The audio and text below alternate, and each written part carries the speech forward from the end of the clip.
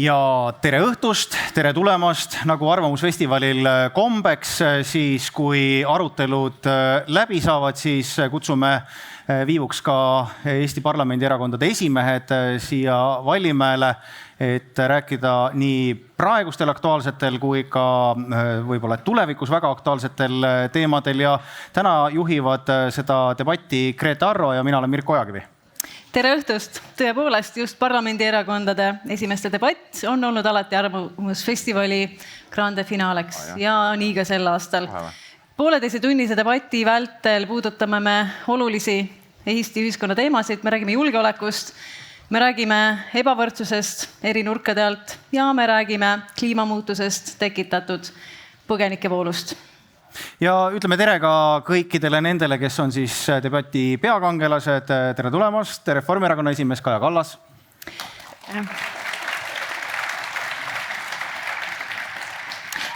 Keskerakonna esimees Jüri Ratas. Tervist. Sotsiaaldemokraatide esimees Lauri Läänemets. Tervist. Eesti 200 esimees Lauri Hussar. Tere õhtust. Ja meiega on ka Isamaa esimees Urmas Reinsalu. Tere õhtust kõigile. Ja tänasel debatil ei osale Martin Helme, kes ei pidanud vajalikuks seda debatti siis oma kohaloluga austada. Aga me loodame, et järgmisel aastal on EKRE ja Martin Helme tagasi. Ja tänane debatt on korraldajate soovil pisut mängulisem, pisut lustlikum kui varasemad. Nimelt algavad kõik 3 teemablokki sellise väikese mõtlemisharjutusega esimeestele, millega loomulikult kõik kuulajad saavad kaasa nuputada ja te võite loomulikult ka oma lemmikule kaasa elada. Jah, esimene selline, need on lihtsad ülesanded, et me ei hakka selliseid pulmamänge korraldama, et pudelit ei pane siia ja siis ei ürita seda siis pliiatsiga sisustada, et pigem sellised olulised laused ja esimene tõesti selline vahepala on siis lõpeta tsitaat. Ja head esimehed, me kuvame ekraanidele lauseid, mida te ise olete kunagi välja öelnud. Teie ülesanne on lihtsalt iseenda tsitaadis see puuduv lünk täita. Mõni nendest välja öeldud lausetest on suhteliselt värske, mõni varasem. No ma toon näite, et kui Lauri Hussari kätte satub kord, siis no see oleks Lauri jaoks liiga lihtne, et saaks ju küsida, et probleemi lahendus on väga lihtne, tuleb leida ja siis on see lünk ja Lauri peaks ütlema ja me teame, et see sõna on lahendus. Just. Aga teistele võib-olla me nii lihtsad ülesanded ei anna. Aga alustame. Ja tsitaadid on seotud tänase debati teemadega, seega sisuliselt on tegu soojendusega. Ja esimene poolik tsitaat on Kaja Kallaselt ja see pärineb aastast 2014.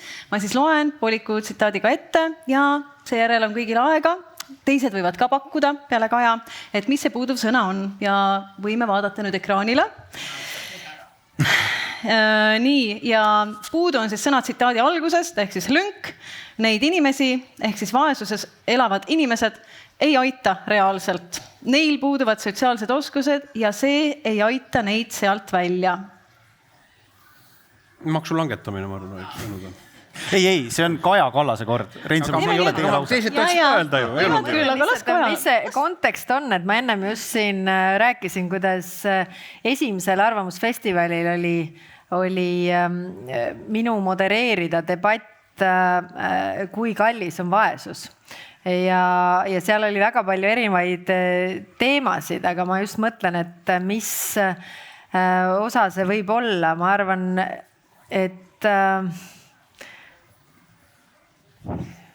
valesid vastuseid ei ole. Lihtsalt mõtlen, mis see kontekst võib olla. Päris keeruline algus. No, kas teised tahaks pakkuda?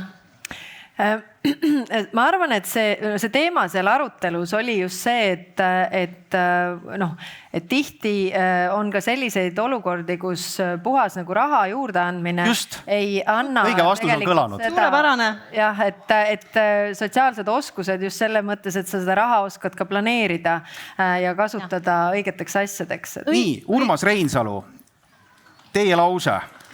Eesti on väike riik, naftat meil ei ole, tuumarelva pole, täitmata lünk on meie suurim väärtus. Mis see on? Isamaa.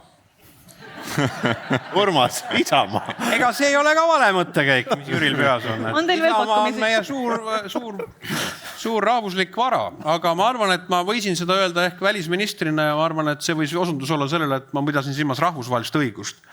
Et agressorriigid peavad sellest kinni. Ei ole. See on tegelikult 2019. aastal Õhtulehele antud intervjuus. Ja kas tuleb kohe meelde? Kellele ma selle andsin? Õhtulehele. No ütleme Rainer Kergele. Vaat siis ei mäleta. Aus nimi on õige vastus. Hea aus nimi, tõesti. Ja järgmine lause on siis Lauri Läänemetsale. Ja tsitaat järgmine. Sellise julgeolekuteemalise populismiga vähemalt mul on küll üleskutse härra Reinsalule, et ei ole mõtet tegeleda. See tegelikult lõpuks on reaalsuses kõige suurem. Mis asi? Ja ta võibki olla mingi julgeolekurisk või midagi sükest. Korda? Õige vastus kõlas, jah? Mingi julgeolekurisk on see. Absoluutselt. Julgeolekuoht meile, suurepärane. Ja seda siis ütles Lauri Läänemets tänavu 29. juunil valitsuse pressikonverentsil. Sa saad nii värske tsitaadi, me saan 2014, et ebaaus. Lauri on noor mees ka, las saab.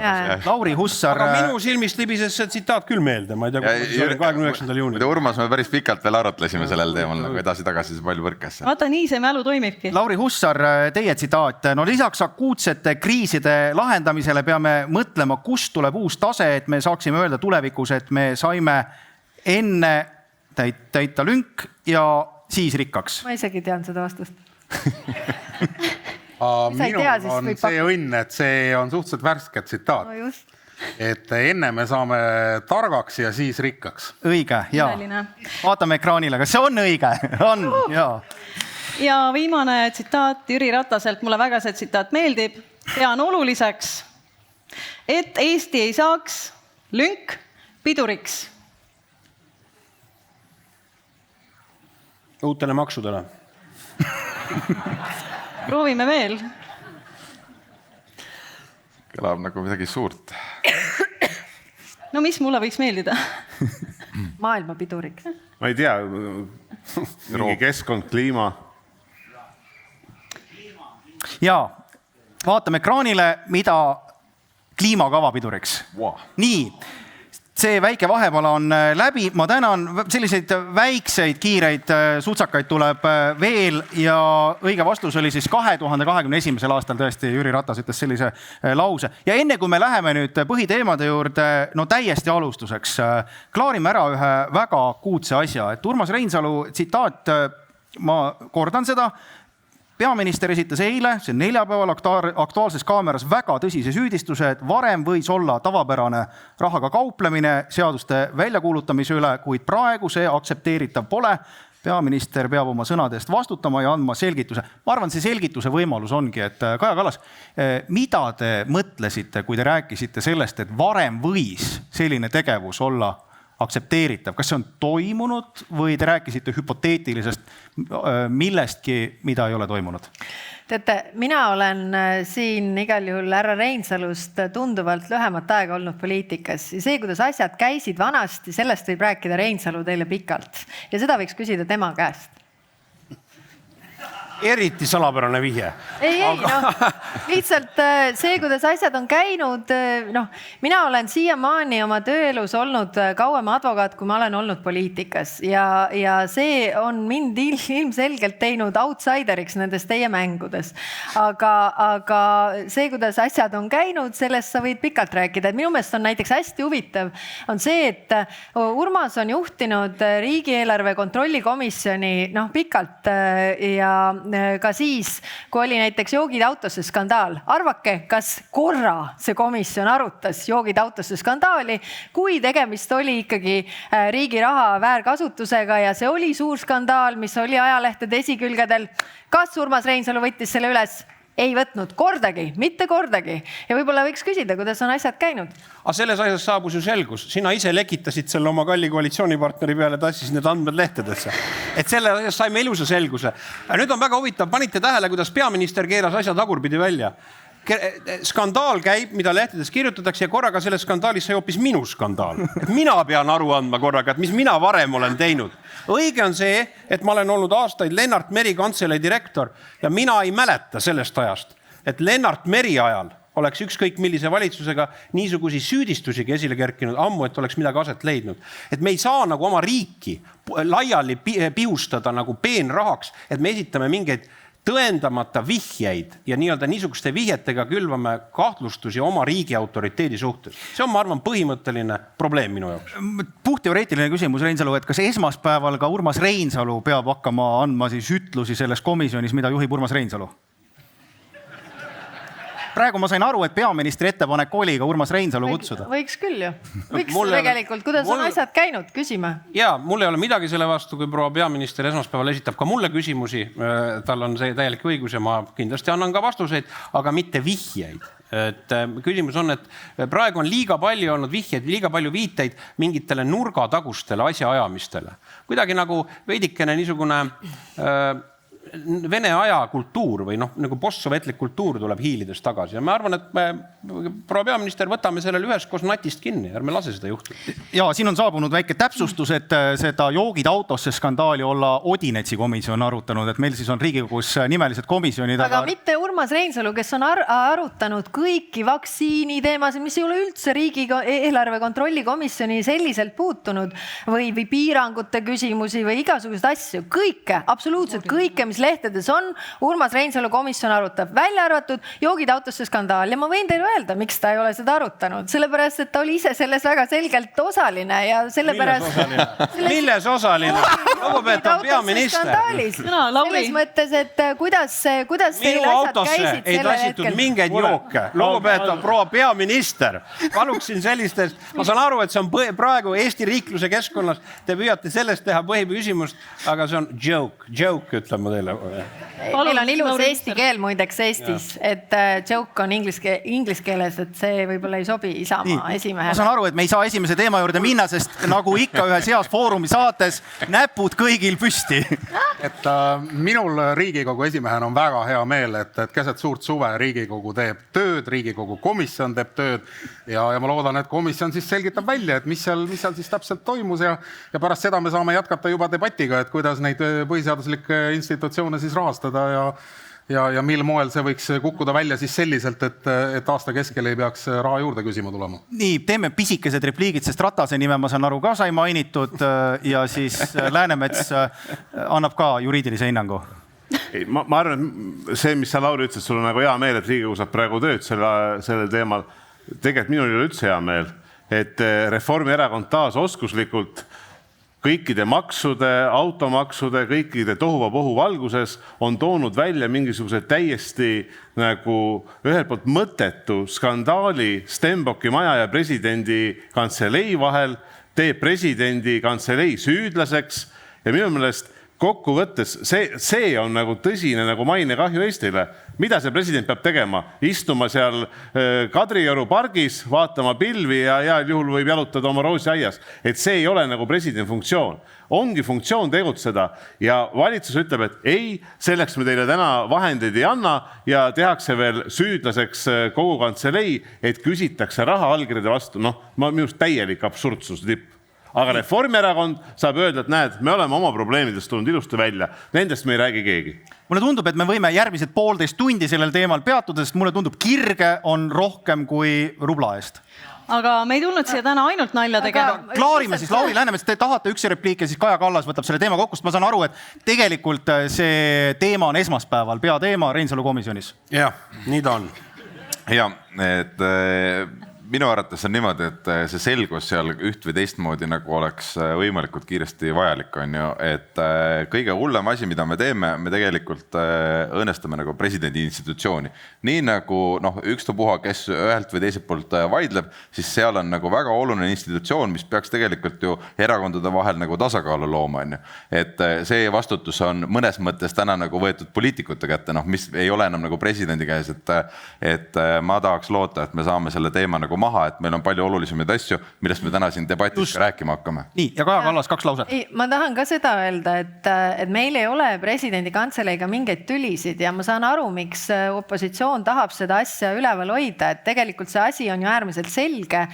See, kuidas käitus rahandusminister, oli korrektne antud juhul, mis seal toimus. Aga mida ma tahan öelda, on see, et vaadake, me kinnitame eelarved ja nende eelarvetega tulevad ka põhiseaduslikud institutsioonid küsima raha valitsuse käest, mida lõpuks Riigikogu siis kinnitab ja Riigikogul on alati õigus seda eelarvet muuta, nii nagu eelmisel aastal Riigikogu iseendale vist üle 2 miljoni juurde sinna pani eelarvesse. Ja see on täpselt see, mida Riigikogu saab teha, aga kui see eelarve on kinnitatud, siis sellest eelarvest tuleb kinni pidada. Kui seal on ette nähtud vabariigi aastapäeva vastuvõtt, seal on ette nähtud roosiaia vastuvõtukulud, seal on ette nähtud kulud välislähetuste jaoks, siis sellest eelarvest tuleb lähtuda. Valitsuse reserv on ette nähtud erakorralisteks kuludeks. No näiteks, nagu ei saanud ette näha seda, et on vaja osta COVID-i vaktsiine, siis selge, et raha tuleb eraldada valitsuse eelarvest. Aga väga pikad laused. Jaa, aga ma tahan lihtsalt seda öelda, et ükskõik, kes menetleb neid eelarveid, me ei saa sellest mööda, et kõik peavad oma eelarvetest kinni pidama. Kuulge, väga võimas start. Ei saa seda asja ju, seda rallit ei saa niimoodi sõita. Ja ma saan aru, et teil on mida arutada, sest keset sooja suve on ikkagi Eesti poliitikaelu on täis pingeid. Aga läheks teemade juurde. Jaa, et soojendustressid on maha aetud ja me ei tulnud täna ainult siia nalja tegema, meil on ka See ei olnud üldse nalja teema. Meil on väga-väga tõsised nii oleviku kui ka tuleviku teemad ja me alustame tulevikukriisidest. Nägime Ukraina-Venemaa sõjas 10 000 põgenikega siinsamas Eestis, nii jäämas siia kui liikumas edasi. Oxfordi ülikooli professor Norman Myers on välja arvutanud, et tõenäoliselt aastaks 2050 on maailmas üle 200 miljoni kliimapõgenikku, mis on ligi pool Euroopa Liidu elanikkonnast.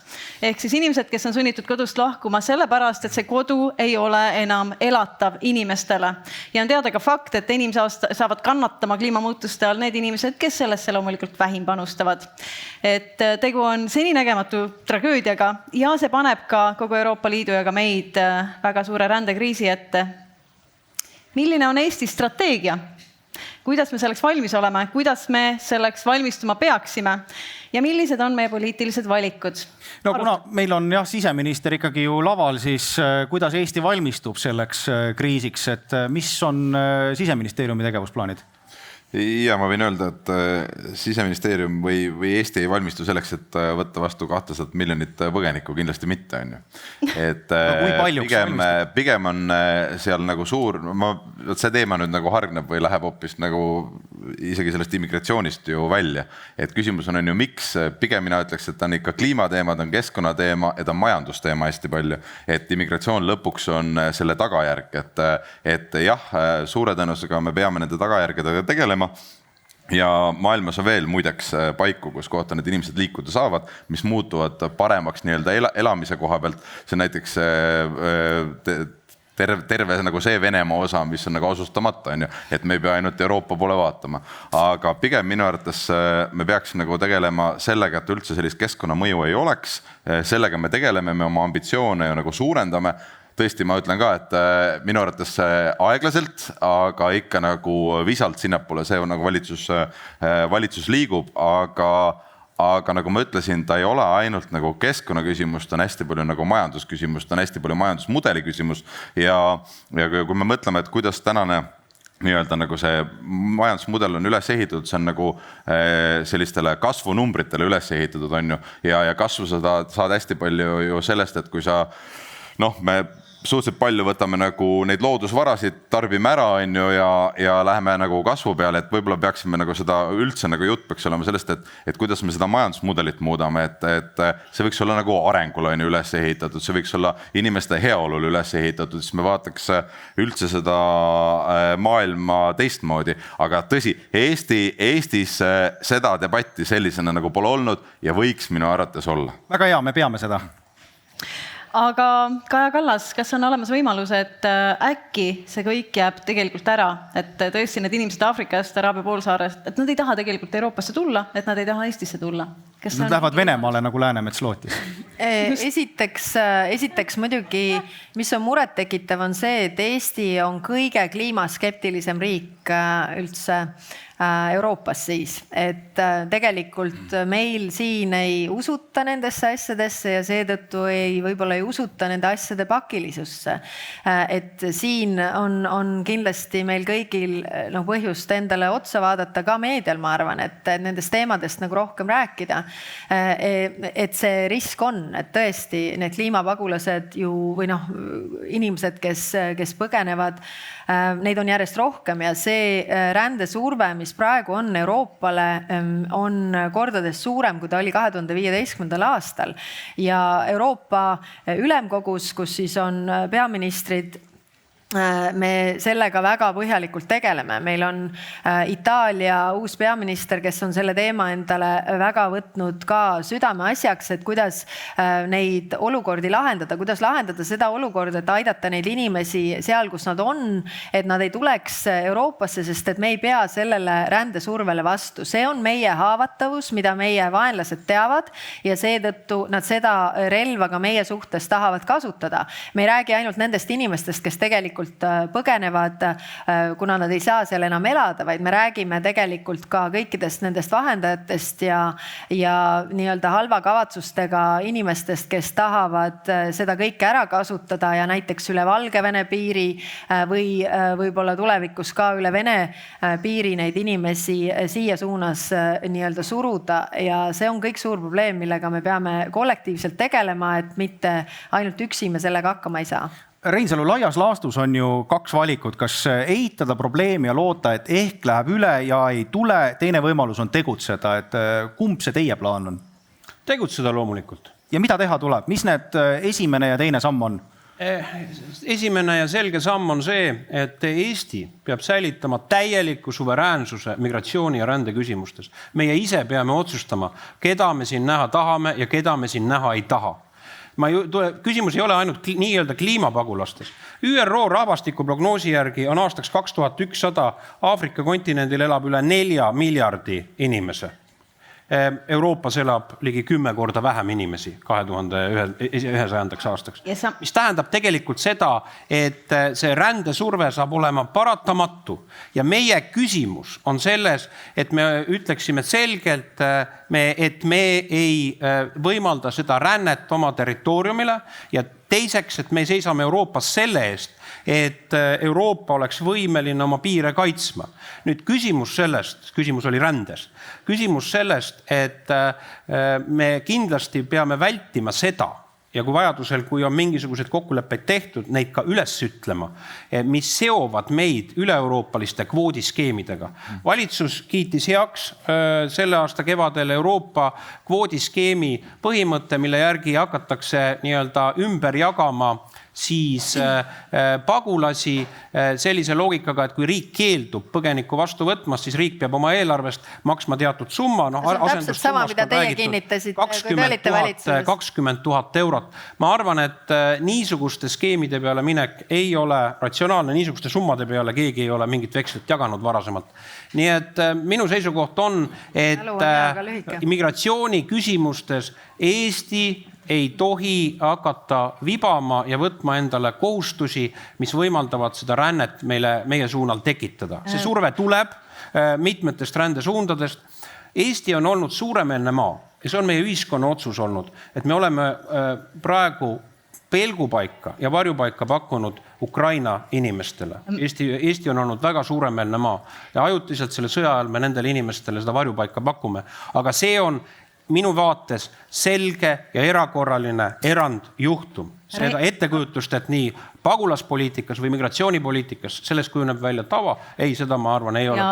Ja Reinsalu mainis Aafrikat, on kohane meelde tuletada, et Aafrika kontinendi globaalne emissioon on umbes 4%. Jüri Ratas. Inimesed hakkavad liikuma. Ma saan aru, et küsimus oli, et kuidas Eesti peab ennast ette valmistama. See oli küsimus. No, mis on Keskerakonna plaanid A, B ja C, sest kui Reinsalul oli plaanid A ja B, siis Keskerakonnal on üks alati ju rohkem. Jah. Et ma kõigepealt arvan seda, et sellest teemast, et igal juhul, et inimtegevus ja inimtekkeline tegevus on kõige suurem kliimamuutus tänases maailmas, see on selge. Ma olen nagu Urmasega selles mõttes nõus, et igal juhul see ränne sealt poolt hakkab tulema. Ja kui me räägime kliimapagulastest, siis peame vaatama tõele otsa, et see ei jää ainult kliimapagulasteks, vaid kindlasti tulevad ka majanduspagulased ja see ränne läheb palju laiemaks. Nüüd küsimus selles, mis Eesti peab tegema. Ma arvan, Eesti peab esimese sammuna tegema kõike seda, et me suudaksime oma ühiskonda ehitada oma inimestele võimalikult tugevaks. Kui me ei ole võimalikult tugevad enda inimestele, siis me ei ole mitte kellegile tugevad. Ma vihjan ütlen, see on järgmine teemablokk. Ei, teeme niimoodi, et Jüri Ratas, see on järgmine teemablokk. Kui Eesti majandus on 5. kvartalit miinuses, IMF-i hinnangul... Kuulge, te kaaperdate praegu meie debati. Ei kaaperda. Vabandust, kes neid pagulasi vastu võtab siis? Võtab vastu tegelikult omavalitsused, võtab vastu riik ja kui me oleme sellel hetkel nõrgad, siis me ei pea neid vastu võtma vastus. Me ei suuda neid vastu võtta. Nii et ma tahan öelda, et mida me peame tegema, et see tänane valitsus peaks nagu lõpetama võimalikult kiiresti.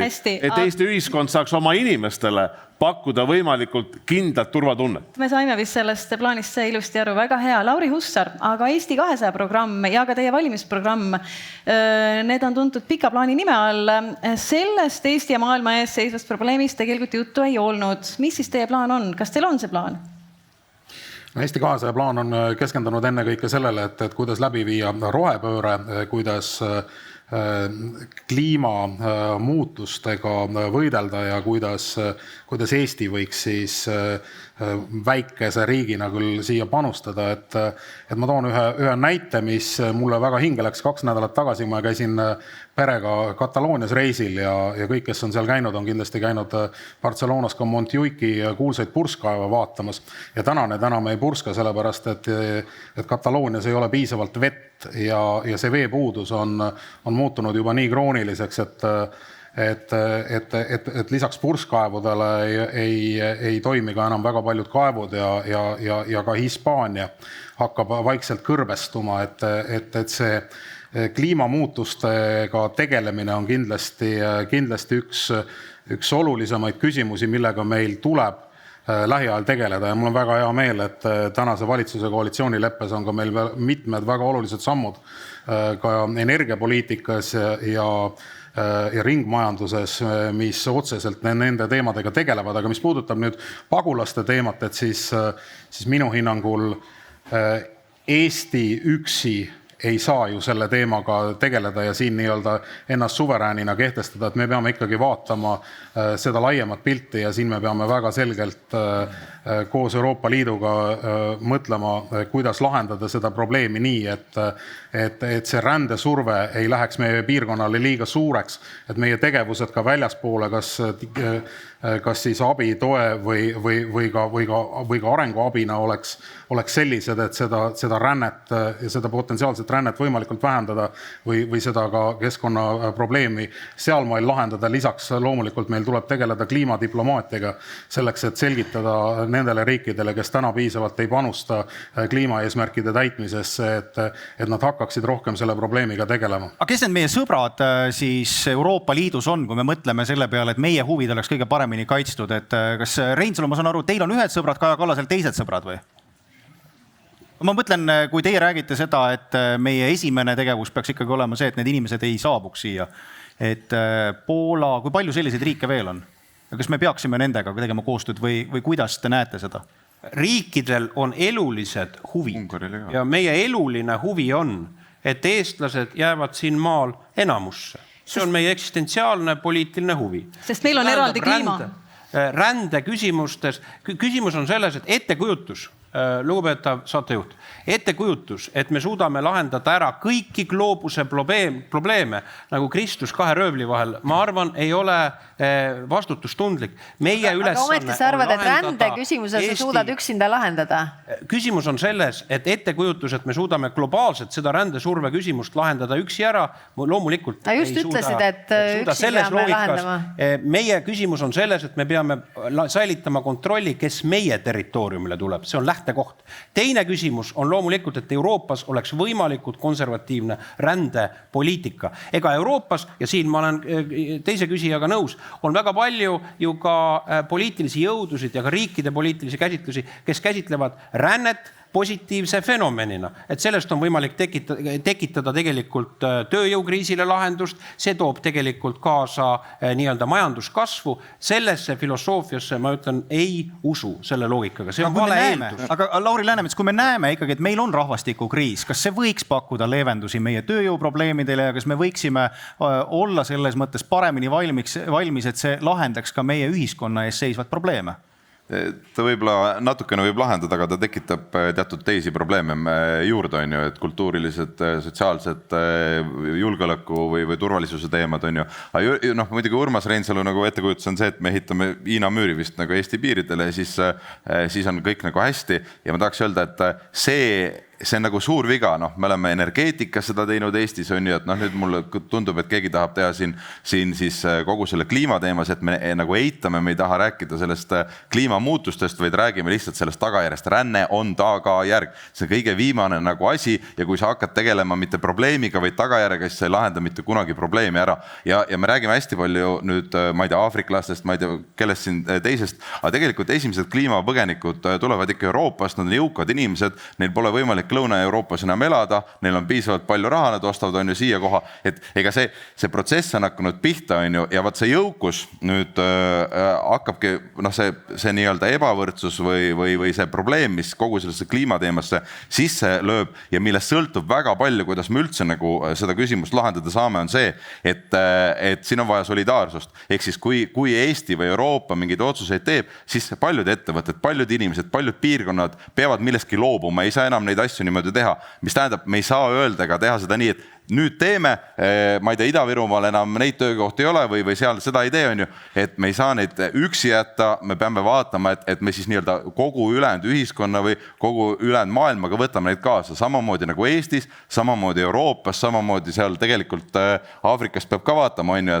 et nad seal tuleks toime, sest me kehtestame ka üle maailma mingisuguseid reegleid või ootusi, on ju, millele vaesel ühiskonnal on väga nagu raske vastata. Lauri, ärme ole suuruse hullustus. Eesti kliimakava ei tegele temperatuuri küsimustega Aafrika kontinendil, mis puudutab seda rännesurvet. Küsimus on selles, et küsimus oli ju rändes. Ja rändes ma väidan, et loomulikult meie eesmärk peab olema, et kogu Euroopas oleks nii konservatiivne seisukoht, et Euroopa on võimeline oma piire kaitsma selle rändesurve eest. Ja järgmine küsimus on, et juhul, kui ka Euroopas ja on erinevad poliitilised vaated, siis me peame oma territooriumil olema võimelised. Nii lihtne see on. Mina küll loodan, et Urmas Reinsalu võtab ka Eesti kliima oma kontrolli alla. Jüri Ratas, palun. No vabandust, Aafrika kliimat tegeleb keegi teine praegu. Minu meelest see põhiküsimus on see, et kas me oleme nagu jäänud hiljaks nende sammudega, et tegelikult seda kliimapagulaste survet ei tuleks. Ja ma arvan, et me ei ole jäänud lootusetult hiljaks ja tegelikult seda pingutust, mida saab Eesti teha Euroopa Liiduga üheskoos, et seda ei tasu üldse nagu alahinnata. Et Euroopa Liit on väga paljudes teemades tegelikult olnud selline juhtiv jõud ja kindlasti selles kliimamuutuste teemal on Euroopa Liit, sealhulgas ka Eesti juhtivaks jõuks ka maailmas.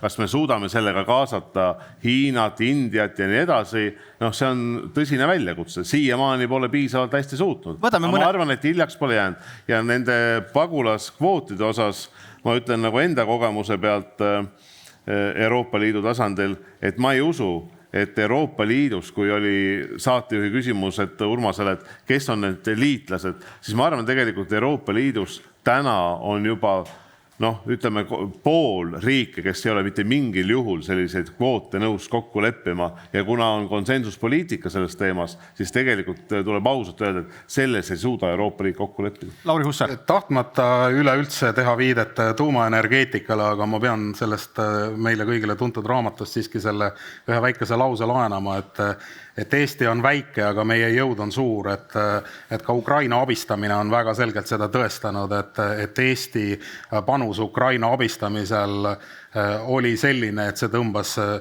kaasa ka suure hulga läänemaailmast ja see meie eeskuju oli kindlasti nakatav, et ma arvan, et ka kliimaküsimustes Eesti saab käituda täpselt samamoodi, et me saame olla siin nii mitmeski küsimuses teerajajaks või teenäitajaks ja olla heaks ja tugevaks partneriks meie kõigile headele kaaslastele, liitlastele, kellega koos me leiame need lahendused ka nende võimalike raskete kas siis migratsiooni või kliimakriiside lahendamiseks. Nii, ja teema võtab kokku Urmas Reinsalu. Ma arvan, et see, mida Lauri Hussar ütles, on väga oluline. Panite tähele, kliimapööret käsitleb tänane valitsus kui niisugust ideoloogilist projekti, millega me peame olema teistele Euroopa riikidele eeskujuks. Ja ma arvan, et see on väga riskantne projekt selles olukorras, kus ma olen päris kindel, et hakatakse ka neid üle Euroopa Fit 55 targeteid mingil hetkel eesmärke üle vaatama. Nüüd küsimus sellest, et minu vaade on ikkagi selles, et seista Eesti inimeste ja Eesti majanduse hakkama saamise eest, selles ka juba väga ebastabiilses keskkonnas, mis meil on paratamatult objektiivselt tekkinud ja mida see ka rohepöörde agenda niisugune väga regulatiivne käsitlus, ilma igasuguse kavata regulatiivne käsitlus, mida valitsus on hakanud see fossiilne ideoloogia on küll natukene vananenud. Aga igaühel on oma prioriteedid. Tuuleenergeetikaga on võimalik saavutada päris palju majanduse eesmärke. Nii-öelda solidaarsetest lahendustest kliimapagulastele, vaid minu prioriteet on sellest, et kui palju elab Eestis eestlasi aastal 2100. Praeguste Eesti rahvastiku prognooside järgi on, kui me tuleme siia kokku nii-öelda Paide torni alla, siis on tegelikult 80 aasta pärast meid eestlasi neljandiku võrra vähem. Ja see on probleem. See on probleem, millega tegeleda. Aga sa oled ikka selle EKRE-ga täiesti läinud nagu ühte joont, et sa pead hakkama defineerima, et kes on siis see eestlane tegelikult. Et kui sul on, ema on ühest rahvusest, isa on teisest rahvusest, kas laps on siis eestlane, kui ta on Eesti kodanik ja elab siin, või ta ei ole tegelikult Eesti kodanik ja see läheb täpselt sellesse, või eestlane. Aga kes sinu meelest on eestlane? Et läheb nagu... Ütle palun, kes sinu meelest on eestlane? Meil on kodanike riik. Eesti kodanikud on Eesti kodanikud. Et selles mõttes ükskõik, kuidas nad kirjutavad, mis on nende päriselt nende rahvus, selles mõttes, kuidas nad seda nagu sõnastavad. Kui nad peavad Eestit oma koduks, on siin, siis minu meelest see õige eestlase defineerimine selle me läheme täiesti rappa. Ma arvan, et küsimus on selles, et eestlane on inimene, kes määratleb ennast rahvusena eestlasena. Ja nii see ongi. Me kõik vastame ka erinevatele küsitlustele, rahvaloendus, nõnda me määratleme ennast eestlasena, kes määratleb oma rahvuskuuluvusega. Seda, et rahvuskuuluvust eitada ja öelda, et kõik on kodakondsuspõhine, et vabandust, aga kuidas sa lahendad selle rahvusega probleemi, kui on näiteks inimesel, ka Reformierakond toetanud mitmik kodakondsust, kui on 3 passi taskus, mis ta rahvus siis sellele inimesele? Ma lihtsalt toon sellise näite, et kui ma olin Euroopa Parlamendis ja rääkisin ka, et näed, et tema, eks ole, et on venelane, siis mul kolleeg küsib, et miks sa ütled, et ta on venelane? Et ta on Eesti kodanik? Jaa. Ta räägib eesti keelt ja elab Eestis ja nii edasi. Aga miks sa ütled, et ta on venelane? Ja tõepoolest, miks ma ütlen, et ta on venelane, kui me tegelikult elame siin Eestis, eks? Ja ta peab ennast eestlaseks, isegi kui tema vanemad on olnud mis iganes muust rahvusest. Ja ta tahab panustada siin Eestis, Eesti ülesehitamist ja peab seda oma koduks. Ma arvasin, et see on lihtsalt prioriteetide seadmise küsimus, et teie valitsuse koalitsioonilepingus ei olnud sõnagi rahvastiku probleemist ja sellega demograafiaga tegelemisest. Nüüd ma näen, et see on käsitlusega ideoloogiline. Et see, et minu jaoks on küll oluline, see, et kui palju eestlasi on Eestimaal, inimesi, kes ennast eestlasena määratlevad, et need inimesed jääksid siin maal enamusse.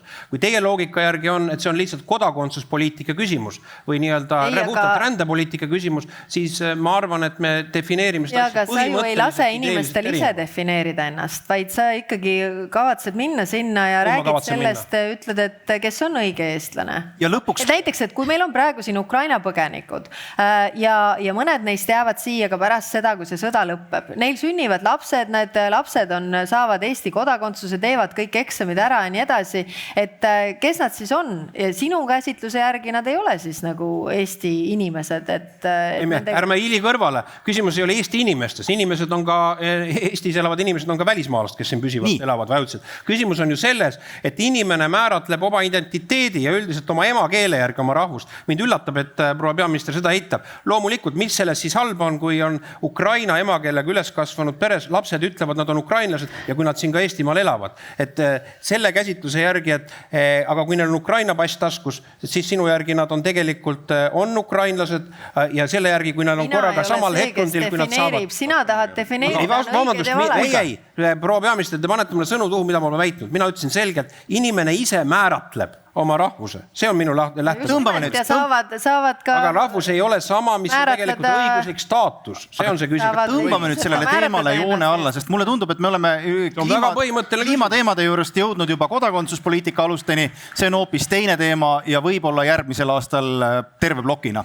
Aga et tõesti, meil on debatis rohkem inimesi, Lauri Läänemets, Jüri Ratas ja ka Lauri Hussar, et kõik tagasi mängu tuua. Et võtaks ühe väikese vahepeal. See on üllatav, et peaministri arusaama järgi kõik Eesti kodanikud on eestlased. Ma arvan, et need inimesed on ise jahmunud, kui nad väidavad. Soome rahvusest, itaallased, kes iganes siin elavad.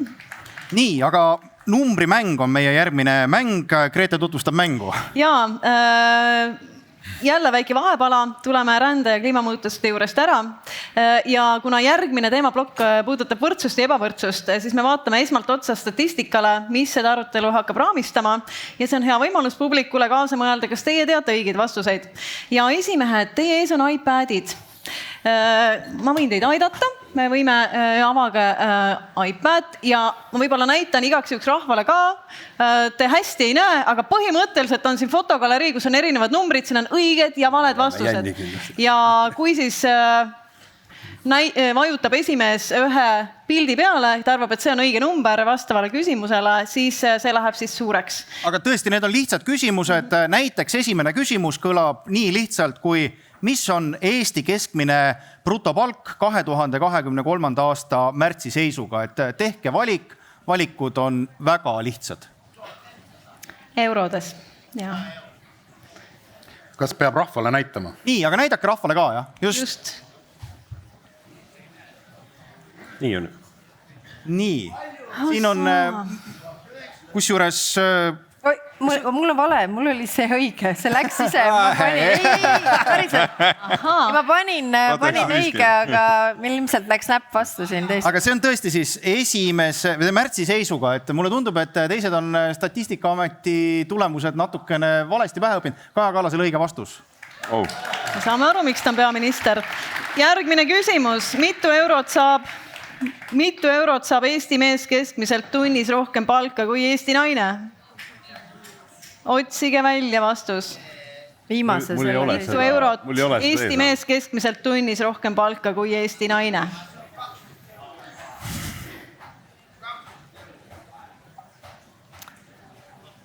Tunnis. Kus tagasi? Tunnis.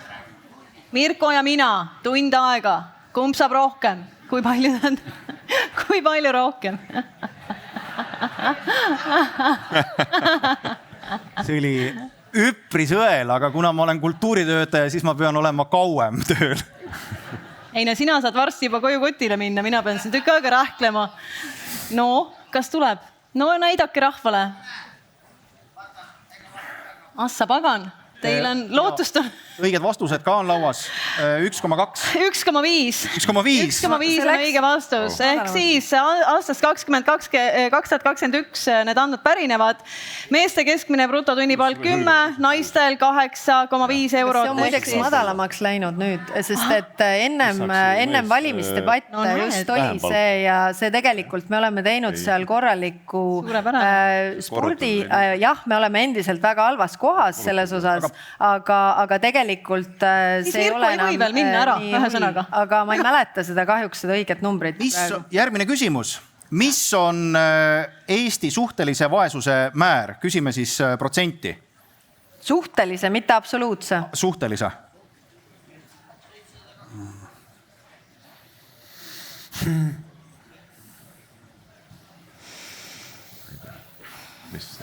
nii, näitame vastuseid. mis on mul valeks läinud? Läänemets. ei saa. Ma isegi ei tea, kuidas seda see on nüüd vastas eelmisele küsimusele. Suhtelise, mitte Jüri absoluutse. Ratas, te vastate veel eelmisele küsimusele. Mina ringiga maas. Siin olid õiged vastused ka. Nii, ütleme ära, see on Ütleme ära. siis 22,8% Statistikaameti andmetel siis tõesti. See on Aga absoluutne vaesus on ikkagi meil väga madal. 1,4. Just, Ja. Järgmine küsimus. Mis on Eesti suhtelise vaesuse määr vanuserühmas 65 ja vanemad? Nüüd, kas see on nüüd ennem pensionitõusu või pärast pensionitõusu? Sellepärast, et see muutis oluliselt seda pilti, sest et Ja, et sa ei küsi, kas on ennem automaksu või peale automaksu. keskmine pension tõusis kui... Ei, aga see on väga adekvaatne see on tõesti, See on tõesti adekvaatne. Sellepärast- käibemaksu tõus eakatele inimestele, kes on tegelikult, pension läheb kõik poodi. Enne. Nii et enne maksutõuse. seal on veel Enne kõike. käibemaksu tõus on 2025. aastast, eks. Aga lihtsalt, et keskmine pension tõusis, muutus tulumaksuvabaks ja see tegelikult neid numbreid ka muutis oluliselt paremaks. Ega seda reformi ei tahtnud, küll oli jändamist sellega meil. Aga pakume nüüd variandid. Küsi uuesti küsimus. Suhtelise vaesuse määr vanuserühmas 65 ja vanemad. Mis kuupäeva seisuga? Enne maksutõusa. Ei, mis maksutõusud? 2021 aasta seisuga. Mis seisuga? 2021 aasta. 21 inimesed, meil on 2023. aasta. Statistika on alati natuke vahest maas. See ei ole ju adekvaatne. Ma saan aru, teil on värskemad numbrid, aga teie pange värskem number. No, ma ei saa seda värskem numbrit ei ole. Ei tea. Mina panen numbri välja. 2 aastat oled olnud peaminister, numbrid nii käivad. Vastupidi, numbrid on väga palju paremaks läinud, lihtsalt see Väga, näidake oma numbrit. Mida? Näidake oma numbrit. Mul kadus see... Näidake värsket numbrit, mille Jaa, Statistikaamet aga ütleb. siin on ju antud ette numbrid. Ja nendest numbritest sa saad valida ja seal ei ole õige. Seal ei ole õiget. Oligi kõige lähem. Ei, kuulge, aga tõsiselt, 2021. aasta numbritega ei saa me opereerida 2023. aasta augustis. Nii, Olgu. õige vastus selles loos on 52,3. Jaa, aga see ei vasta enam tõele. Nii. Meil on väga hea meel. palju parem. Teeme siis lihtsamad küsimused, mis vastavad tõele. Kui suur on Eesti leibkondade varalise ebavõrdsuse näitaja ehk siis Gini koefitsient ja andmed endiselt 2021 pole värskemaid võtta? ebavõrdse. Neil seal on kusagil. Võtaks Ma ei tea. Järgmine kord teeme vaba vastustega. omavähe näidatakse nii või? Nii, siin on 0. Mis te pakute? Lootusrikkad vastused. Teeme kiired vastused, siis saame ebavõrdsuse teema juurde ka. Nii. Õiged vastused ja Lauri?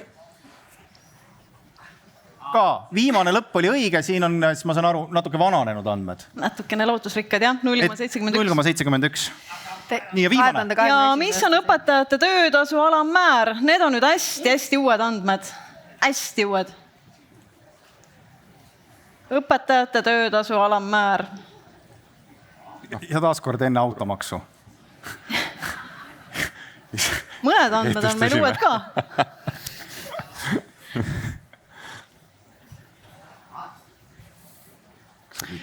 Ja õige vastus on kõlanud 1749 eurot ja see tõusis aastal 2023. Nii, aga tuleme siis See oli Isamaa ettepanek nüüd, Kaja. Oli nii? Ütle nüüd, räägi rahvale. Aga tuleme nüüd ebavõrdsuse juurde, sest Eesti on liikumas Euroopas ebavõrdsuse näitajate poolest tõesti ebavõrdseimate riikide sekka. Seda kinnitab siis erinev statistika, aga mis selgitab siis varalist ebavõrdsust Eestis? Sisaldab see siis Gini koefitsiendi alusel koostatud analüüsides ja võtame ühe statistilise näite. Ma saan aru, et alati saab neid tuua erinevaid. 5% Eesti jõukamatest inimestest omab 45% Eesti inimeste netovarast. Märkimisväärne ja meist see näitaja on halvem või ütleme selle 5% seisukohast parem ainult Küprosel. Et arutleme siis, et kus on lahendused ja mis on põhjused. Ja Lauri Hussar, kui teie mõtlete nendele asjadele, mis siis kevadel koalitsioonileppes paika pandi, siis mis võiks olla see, mis aitab seda ebavõrdsust vähendada ja tagada võrdsemaid võimalusi ühiskonnas?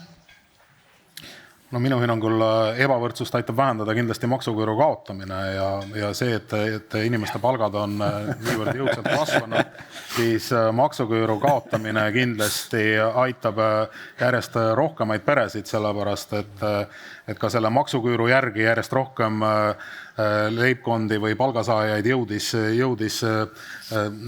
sinna või sellesse detsiili, kes... Mul üks väike küsimus, Lauri, kas te selle seletuskirja lugesite läbi enne, kui te poolt või vastu? Te hääletasite poolt, kui te poolt... Mina lugesin läbi loomulikult ka selle seletuskirja, aga kindlasti see aitas kaasa. Et see, miks me oleme täna olukorras, kus siin lähemate aastate jooksul meid ootavad ees ka mõned maksutõusud, on seotud ju mitmete aastate eelarve koostamise praktikaga, kus Eesti riik on kulutanud oluliselt rohkem, kui me oleme suutnud teenida ja see tähendab seda, et täna on Eesti riigi võlakoormus ka märkimisväärselt kasvanud, mis on tinginud selle, et meie riigi reiting on langenud ja selleks, et riigi rahandus uuesti korda saada, siis selleks tuleb kindlasti astuda mitmeid raskeid ja ebapopulaarseid samme ja need sammud oleme me ära teinud. Nii et need sammud kindlasti aitavad kaasa ja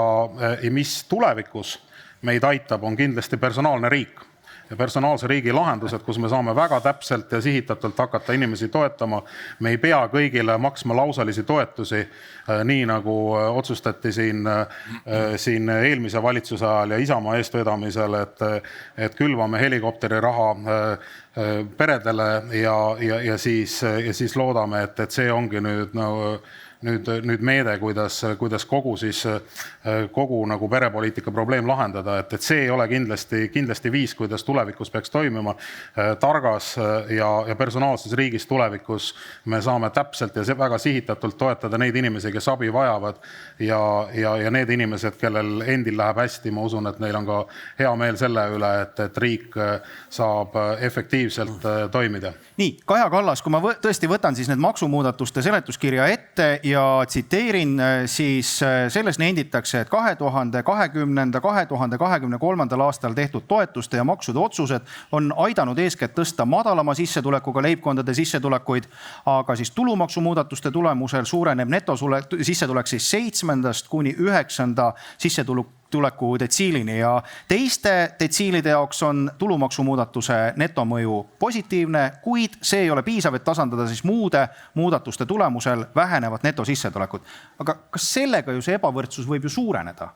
No kõigepealt me tegime eelmisel suvel väga ulatuslikke või eelmise eelarvega väga ulatuslikke muudatusi just selleks, et aidata neid inimesi, kes on nagu halvemal järjel, ehk siis me tõstsime toimetuleku toetust 33%, me tõstsime pensioneid, me muutsime keskmise pensioni tulumaksuvabaks, mis jätab pensionäridele rohkem raha kätte. Me tegime tegelikult lastetoetusi tõstsime, perehüvitisi tõstsime, kõike seda, mis aitab siis neid inimesi, kes ei olnud siis nii heal järjel.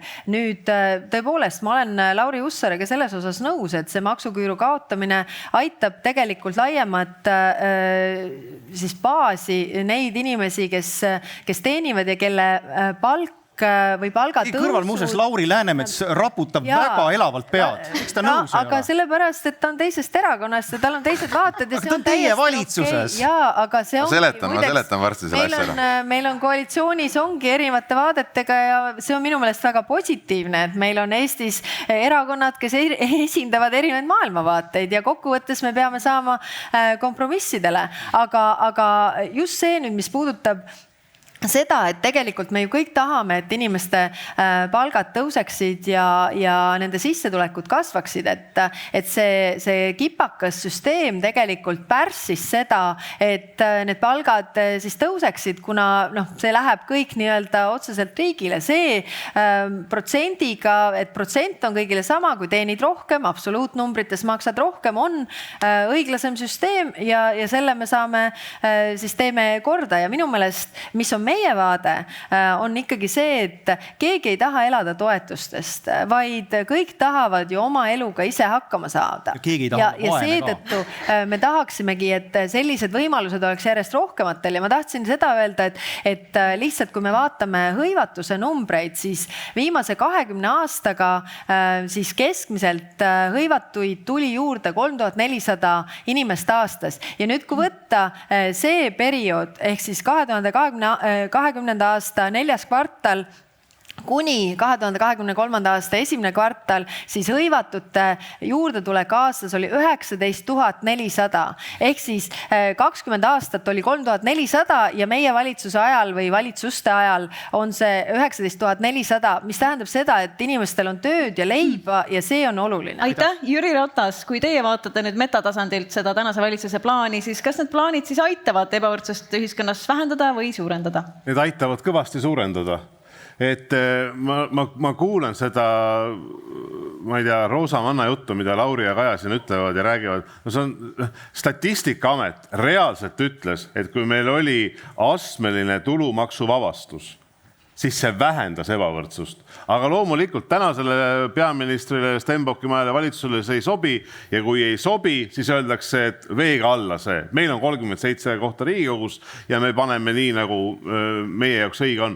See maksab, mida te teete täna, see astmeline tulumaksuvabastus, mis te tegite, 494 miljonit. See oli see, et te tegite selle käki ja see tuleb korda teha. Keegi ei saa sellest paremat elu. Vastupidi. Ma ütlen ausalt, et tegelikult Läänemetsal oli ju sotsidega õige valimisloosung. Toimetulek on julgeolek, teil oli. Mäletad sa, Lauri, veel, mis sa ütlesid seal reklaamides? Toimetulek on julgeolek. Me tõstame käibemaksu 10%. Me tõstame tulumaksu 10%, et inimeste netosissetulek väheneks. Aga tegelikult see on ju katastroof täna. Ja te teete seda täna kõik sellepärast, et seda astmelise tulumaksusüsteemi muuta. See muudatus maksab, Reformierakonna muudatus, millega Eesti 200 pika plaaniga jookseb sabas, 494 miljonit. Seda ei ole Eesti ühiskonnale täna vaja. See on esimene asi. Teine asi on majandus, kus majandus käib 5. kvartalit on meil miinuses. Eelmisel aastal me olime reaalselt mitte languses, vaid me olime ainuke Euroopa Liidu riik, mis oli negatiivne, oli meie majanduskasv. IMF on öelnud, et me oleme suurimas majanduskriisis, on Eesti täna. Ja me ütleme, et me midagi majandusele ei tee. Ja kõik teised Euroopa Liidu riigid teevad. Ja ma ütlen, milles on probleem, et Reformierakond on reaalselt taaskord saanud selleks piduriks. Ja see suurendabki seda ebavõrdsust Eesti ühiskonnas. Reinsalu, millised on tänase poliitika tagajärjed, milline on Isamaa plaan, kuidas seda ebavõrdsust vähendada? Kõigepealt, lugupeetud peaminister, loomulikult ajate jama kogu austuse juures. Miks? Kui me võtame välja selle seletuskirja sellele kurikuulsale kindlates kätes maksuküüru eelnõule, siis mida see tähendab? See tähendab, et 90% sellest ressursist selleks maksuvabastuseks, mis on siis konsolideeritud 2 miljardit, läheb 4 aasta jooksul, läheb tegelikult 30% jõukamale osale. Nüüd teine küsimus, mida ma juhin tähelepanu, Eestis, kui me kõneleme praegu, mis on kõige suurem probleem inimeste toimetulekuks, väiksema sissetulekuga inimeste toimetulekuks, see on inflatsioon.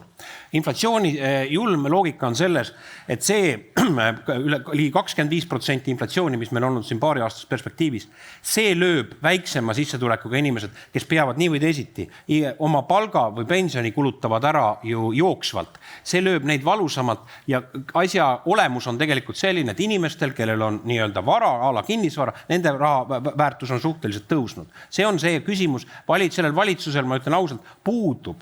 Ei olnud ridagi koalitsioonilepingus, mida ma olen ka sõbralikult tõrelenud, eks ole, proua peaminister. Miks ei ole inflatsioonitõrje poliitikat? Ütleme, Läti nagu Ungaris, kuidas neil läheb? Inflatsioon on 28%. Ei tõsta makse olukorras, kus on nii inflatsiooniline olukord. Mida teeme meie? Meie hakkame peale käibemaksu tõusuga, hakkame peale teiste maksutõusudega, mis tegelikult tekitavad täiendava inflatsioonilise surve, mida ütleb ka Eesti Pank. Nende maksutõusude tulemusena, mida me teeme, meie inflatsioon administratiivsete meetmete tulemusena kiireneb ja teiseks, mis on ju loomulik, see ka pidurdab kasvu ehk meie majanduslangusest välja tulekut. Nii et ma arvan, et võtmeküsimus on siin praegu need rumalatele maksutõusudele vastu seista, need tagasi pöörata. Teiseks on võtmeküsimus, et Eesti ettevõtluskeskkonnaga ei tegele valitsus, puudub positiivne plaan, mis puudutab Eesti tööstust. Me näeme praegu, ma olen alaliitude esindajatega ettevõtjate puhul kohtunud, kui nõutud on ettevõtjad, et ainsad asjad, mida tegelikult valitsus neile ütleb, teate, ta ütleb seda asja, et esiteks meie majanduspoliitika on rohepööre ja teiseks, ja see tähendab siis uued regulatsioonid, mille mahtu ja maksumust ettevõtlussektorite lõikes valitsus ei ole täna suuteline ütlema ja hindama. Ja teiseks, mida öeldakse, kui te hakkama ei saa ettevõtjad, kui teie eksporditurgudel on probleemid, kui tegelikult konjunktuuri probleem on tekkinud, pange pood kinni. Teil on vale ärimudel ja nii öeldakse majandusvaldkonnas. Aga kes just vaata tõenduspõhine, kui sa ütled, et räägi konkreetselt. Peaminister ütles pressikonverentsil, mine vaata linti. Ja, loomulikult, peaminister ütles loomulikult, ja. Kui majandusmudel on vale, pange pood kinni. Ametis olev, tead, hämmastus küll, proua Kallas, näed, nii üsugune olukord. Aga me tahame öelda, mis on kõige põhimõtteline nagu nii-öelda sigadus, mida tegelikult teie valitsus tegi, tõepoolest, kui me kõnelesime, mida Lauri Hussar ütles, et näed, mida tehti, et helikopterit taha. Ma arvan, et see peretoetuste tagasipööramine, lastega perede tulumaksuvabastus äravõtmine, et nende sammude astumine on küll, ma ei räägi mitte küsimus isegi eraldi võetuna rahast, aga see on meie nii-öelda rahva kestmisele põhialusaamale perekondade seista. See on, ma arvan, ikkagi väga küüniline ja jõhker samm. Eriti olukorras, kus tint ei jõudnud veel kuivada. Aga see on sellise keskealise mehe arusaam, et lapsed tulevad sellest rahast, et tegelikult lapsed sünnivad siis, kui naised tunnevad ennast kindlalt. Muidugi. Ja seda kindlustunnet te lõhutegi. Ei, aga seda ja vabandust. Läheb, eks ole, ma lihtsalt ütlen, et see, et need mehed on nende naiste kõrval ka siis, kui sünnib teine, kolmas ja nii edasi laps ja mitte siis, kui nad saavad siis suuremaks, et need mehed ei lähe nende kõrvalt ära, et nad julgevad neid lapsi saada, vaid need ei jää nendele endale üksinda kasvatada. Et see on nagu selle kohta on nii palju, lugege neid uuringuid, mitte kuskilt. Singapur hea näide, jagavad kortereid selle eest, no ei sünni lapsi rohkem selle pärast. Ma ühe uuringu ütlen, kui proua peaminister kutsub üles kõiki meid siin lugema uuringuid, mis on väga õige. Lugesin suvel uuringut. Vanema hüvitis on tegelikult toonud kaasa lisaks perede turvatundele, on toonud kaasa ka kahtlemata suurema iibe. Ja see on tõsiasi. Kelle idee oli vanema hüvitis? Reformierakonna idee. Ja kelle valitsusel ellu viidi? Isamaa valitsusel. No võt, vaata, kui hästi meil koostööd. Lauri Läänemets ei ole sõna saanud. STE vaade. Ja, et sa mäletad, mis küsitud või? Muideks siin on mõlemal poolel isegi natukene nagu õigus. Et esiteks tõesti vastab tõele, et maksuküüru kaotamine annab juurde need, kes sinna nagu õigesse kohta jäävad, ma ei tea, õpetajad, politseinikud, päästjad, annab neile nagu seal umbes 100 eurot või isegi rohkem on ju ühest kuus juurde. See on nagu õige, aga ta suurendab ka nagu ebavõrdsust on ju seal alumiste nii-öelda sissetulekute juures ja alati kiputad ära unustama seda opositsiooni poolt kritiseerides, et ka tegelikult me oleme kokku leppinud ja ka ametiühingud ja tööandjad on sellega nagu paadis, et tuleb märkimisväärne alampalga tõus.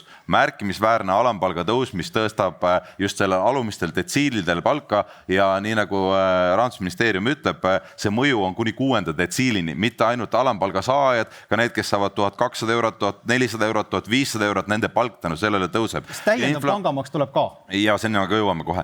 Et nüüd, mis puudutab seda inflatsiooni, siis tõesti nagu inflatsioon on see, mis võtab inimeste rahakotist palju ära, su ostujõud väheneb, su võimalused vähenevad.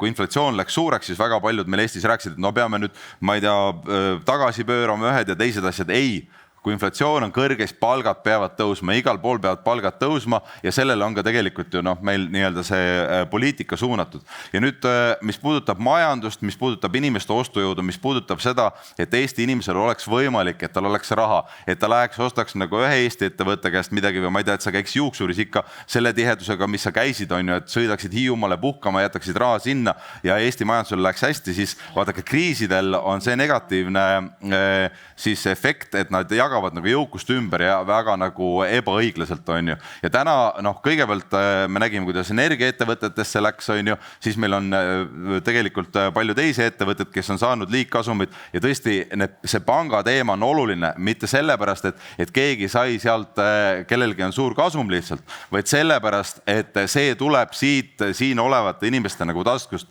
ja riigid on loonud ju tegelikult regulatsioonid, kus kohas pangad töötavad ja Euroopa Keskpank kuulub riikidele. Riigid ütlevad, täna tõstame intresse, on ju, korjame inimestelt raha kokku, siis tegelikult oleks õigus see ka, et me võtame nagu ja paneme selle raha sinna ühiskonnas, kus kohas see kõige nagu suurema efekti omab, on ju, mis annab siis, ma ei tea, regionaalsele arengule mingisuguse tõuke, on ju, ettevõtlusele tõuke.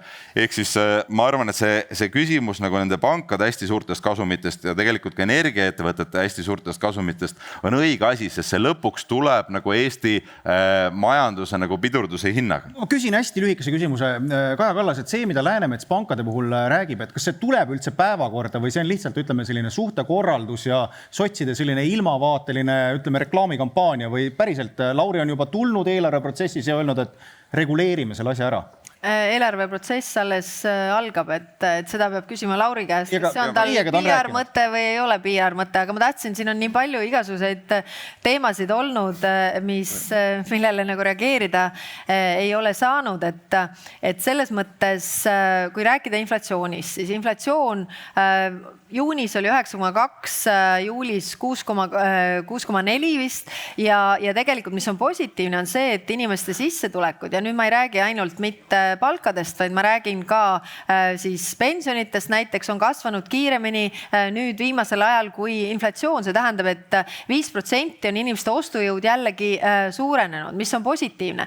Jah, on tõsi, et meil on majanduse jahenemine ja langus, sest et me oleme väga palju seotud ka teiste siis majandustega. Näiteks Rootsi kinnisvaraturg jaheneb, see otseselt mõjutab meie puitmajade tootjaid ja nii edasi, nii edasi. Et neid asju, neid on ja majandus on tsükliline. Ta käib niimoodi, et kas me saame seda toetustega kinni maksta, kas me saame tegelikult selles toetuste võidujooksus riikidega, kellel on palju suuremad rahakotid, nagu joosta seal ees ei saa. Ja üks asi veel, et ma vaatan, siin on, eks ole, silt ka kõrghariduseks. Just ma tahtsingi selle kohta. Ja ma tahangi öelda seda, et ma kuulan siin opositsiooni esindajaid ja kõiki neid asju tuleks teha.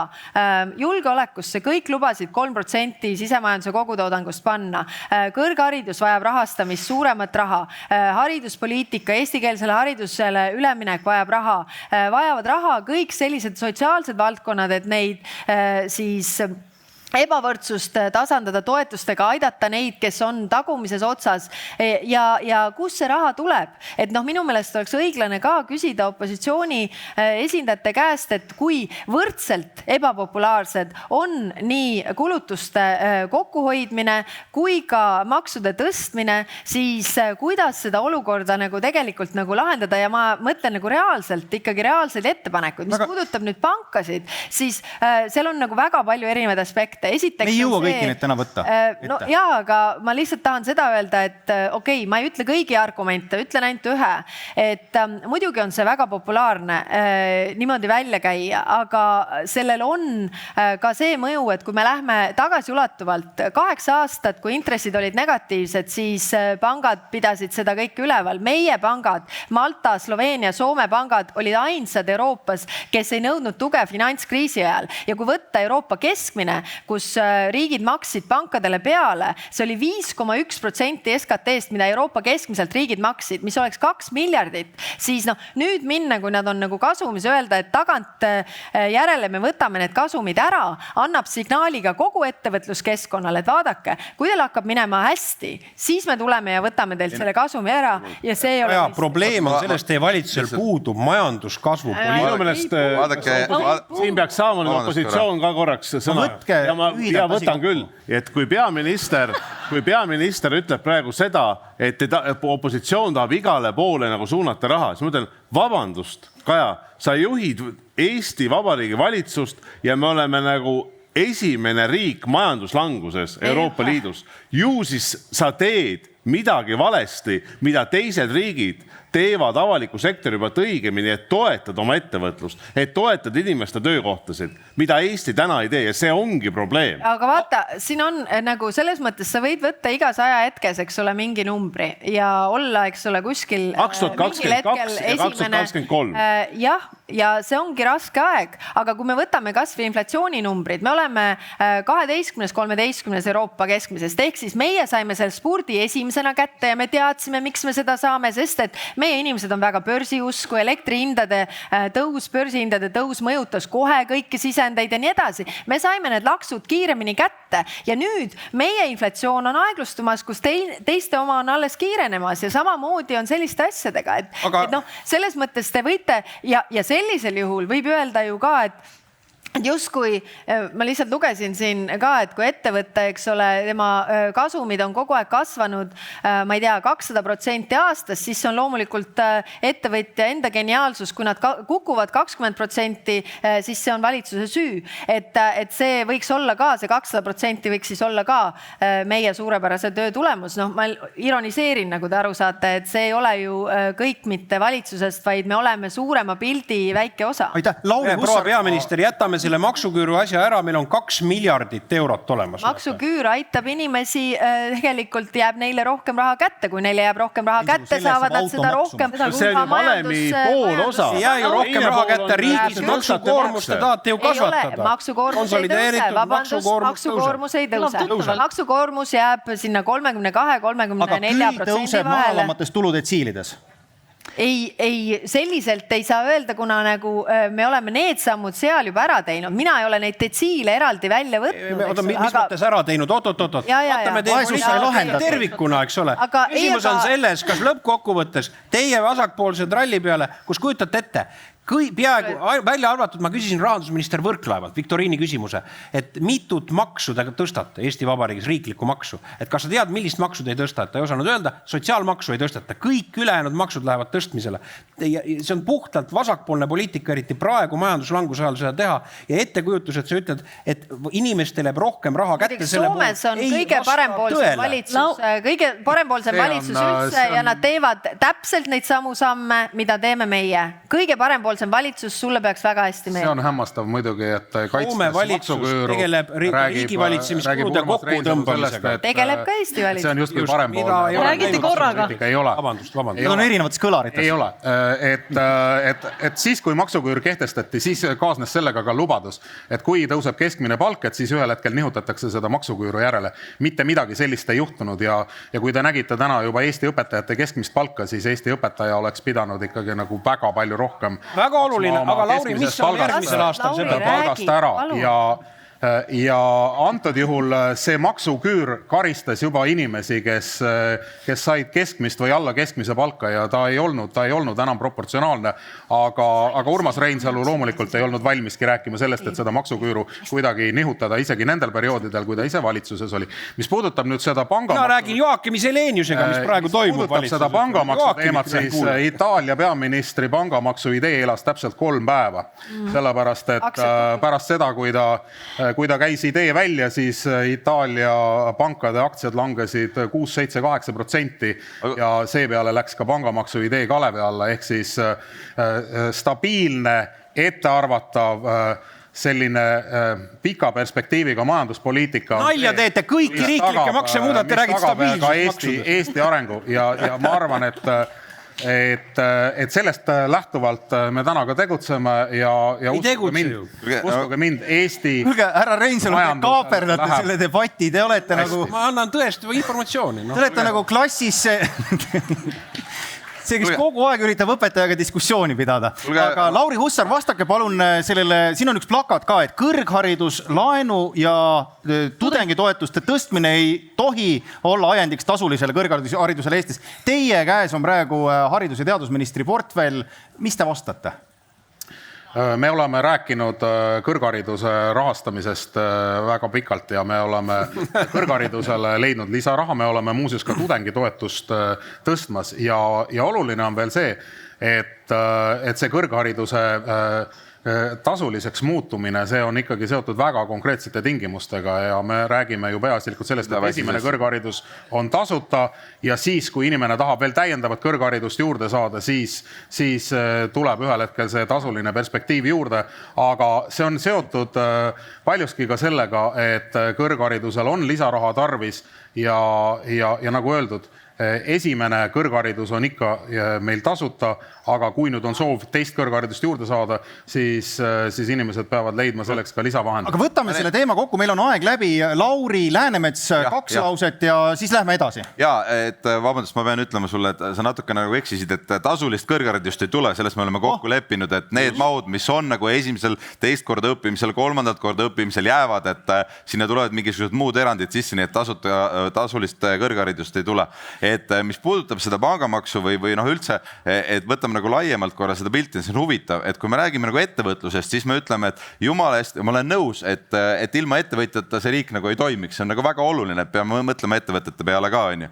Et aga ei saa ka niimoodi olla, et iga kord me ütleme, et vaadake nüüd, et kui me nüüd siukse muudatuse teeme või sinna on tekkinud liigkasumid või erakordsed kasumid, et siis on nagu kõik halvasti, et ärme jumala eest seda ettevõtet puuduta. Aga teate, et inimesed maksavad täna 3 korda nagu suuremat intressi, sul on 3 korda suurem kui pangalaen, aga millegipärast inimeste puhul see ei kehti, on ju. Kuidas see nii saab olla, et iga kord on see sama jutt, ma meenutan, see nagu ei ole ju loogiline jutt, et kui meil on halvad ajad, on ju, siis kogume paremateks aegadeks, me ei saa nagu inimeste peale mõelda. Kui meil on paremad ajad, siis tuleb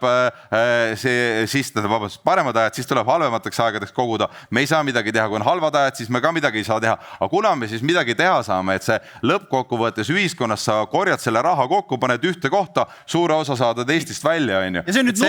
See ei ole ju ka loogiline, see ju mõjutab majandust ja ma meenutan, üks ettevõtja ütles väga hästi, kes maksab temal nagu ettevõttes palgad. Ta ütles seda, ei maksa mina ettevõttes palka, vaid minu klient maksab palga, kes toob siia raha. Nii et iga ettevõtjaga, iga panga huvides on see, et tal oleks inimesi, kes jõuavad nagu maksta, kes jõuavad tarbida. Lõpuks läheb ettevõtetel, pankadel, inimestel nagu hästi. Aga Lauri, kui sul nii kahju on inimestest, kes tõepoolest on intressid tõusnud koduomanikel, peredel, miks siis sinu partei hääletas selle poolt suvel, et te tühistasite eluasemelaenude intresside maksuvabastuse? Ütle. Ja vaata, Urmas, see oli nagu selle paketi osa, et paketi osa, selge, see oli paketi osa. Vaata, Urmas, praegu tegelikult see oli Urmasele hea nagu viide, et ka see on nagu üks lahendus, et me ei pea alati maksustama, ma olen öelnud, et samamoodi ettevõtjad ja samamoodi pangad saavad nagu midagi ette võtta, et nad ei pea seda raha nagu välja pööritama, Eestist välja viima. Nii nagu on ka kütuse ettevõtjad, kellel oli mingi rekordkasum, me räägime nagu kriisi ajast siin, on ju, et sa saad kütuse ettevõtjana ka, me ei pea maksustama teda, aga me võime nagu minu arvates me valitsuses kindlasti arutame seda, ütleme, et olgu nii, et kõigil nendel kütuse tanklatel oleks generaator, et kui elekter ära läheb, siis ma saan selle kütuse kätte. Näiteks kui täna läheb Järvamaale nagu elekter ära, pikka aega on elekter ära, te põhimõtteliselt ei saagi siit kütust. Aga mul on siis väikene kodune ülesanne, et aasta pärast, kui te siin taas Paides olete, siis välja arvatud Jüri Ratas, kuna tema erakonna esimeheks enam ei kandideeri, tema ei pea mõtlema, aga teised mõelge välja see Lauri Läänemetsa mõte, et millal siis saavad inimesed hakata elama, kui halbadel aegadel tuleb koguda headeks aegadeks ja headel aegadel ei ole raha kulutada. Ma saan aru, et siin saab sõna siis, kui vahele segada, et mulle tundub, et nagu see valitsus liigub nagu 3 kiirusel rong, et üks ütleb, et tuleb tasuline kõrgharidus, teine ütleb, ei tule tasuline kõrgharidus, üks ütleb, et tuleb pangamaks, teine ütleb, ei tule. Aga ma Läänemetsa tahan selles osas küll toetada, et ma arvan, et tegelikult pankade suurem maksustamine, et see on täiesti adekvaatne debatt. Adekvaatne debatt ei ole selles mõttes, et me hakkame tagant järgi mingi kasumid maksustama. Nii me võime võtta mingid muid sektorid, mis oli, ma ei tea, koroonaviiruse ajal või sõjatingimustes on kasvatanud oma kasumeid, et see ei ole küll õige. Aga see, et rääkida, et võtta sellest sektorist suuremat panust tagasi ühiskonna, on õige. Joobumus uutest maksudest, ainult käib üle lakkumine. Ainult, kes on järgi ainult Isamaa, kes ei ole eriline fänn nendele. Mul on väike ettepanek, et teeme sellise viimase lühikese vahepala ja siis kiire lõppvoor, et see on selline hästi lihtne mäng, kuna siin on ikkagi teravaks on läinud, aga kui ma mõtlen, Eesti poliitikas on ikkagi sellist nagu positiivsust suhteliselt vähe, sellist naeratust ja hästi ütlemist, et prooviks seda ka täna. Ehk siis teie järgmine ja viimane ülesanne on siis esimestele selline, et te püüate üksteise juures üles leida need küljed, mis teile siiralt meeldivad ja mida te hindate. Ehk siis teil on võimalus võimalus teha kolleegile kompliment, leida 3 positiivset omadussõna ja ometi kord saate välja öelda kõik need ilusad asjad, mida te olete poliitilistel põhjustel pidanud tagasi hoidma. Aga teeme siis niimoodi, et ainult ütletegi 3 omadussõna, et ei hakka pikalt seletama, et miks see oli, et teete kõigepealt etteheite ja siis ütlete veel mingi. Ei pea tõlkima ennast. Nii, kõigepealt esimesena saab häid sõnu öelda siis Urmas Reinsalu ja see esimees, keda te võiksite siis 3 omadussõnaga kiita, on Lauri Läänemets.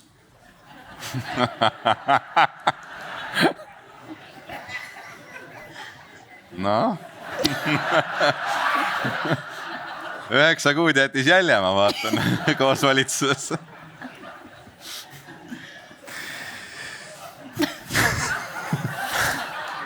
Kas me läheme tehnilisele pausile? No vaata teda.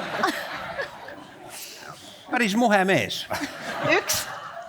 Teiseks Järvamaa mees. Ja kolmandaks mulle tundub, et ta hoolib oma lähedastest palju. Seda ma olen tema koostöös. Järgmisena saabki siiralt häid sõnu öelda kergelt punastav Lauri Läänemets ise. See on jume suvest. Ja inimene, keda te kiita saate, on Lauri Hussar. Palun. Ja esiteks tal on Eesti kõige ilusam nimi, Lauri. Asja oli nimepäev. Ja äsja oli nimepäev ka, me arutseme muideks temaga, kuidas me nimepäeva jääks selle 3 sõna piiresse. Ja Lauri tahab teha, Lauri on korraldanud ka Lauride kokkutulekuid ja ta ütles, et nüüd me võiks koos teha. Oota, sina kuula praegu. Ja teiseks minu arvates Lauri on väga heatahtlik ja kolmandaks on ta ka väga osavõtlik, et ükstapuha, kus kohas mingi teema on, ta alati haakub ja püüab nagu kaasa mõelda. 3. Lauri Hussar, 3 omadussõna positiivset Jüri Ratase kohta. Jüri on väga osavõtlik. Ja Jüri on väga viisakas. Ja Jüri puhul mulle meeldib see, et Jüri päriselt kuulab. See kõik võtab kokku selle...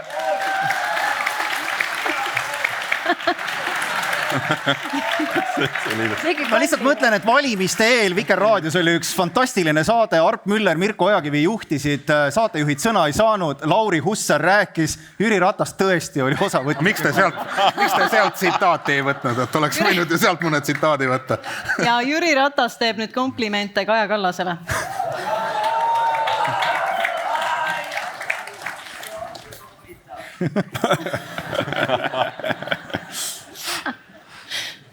Ainult 3. Vähemalt 3. Kas nii vähe või?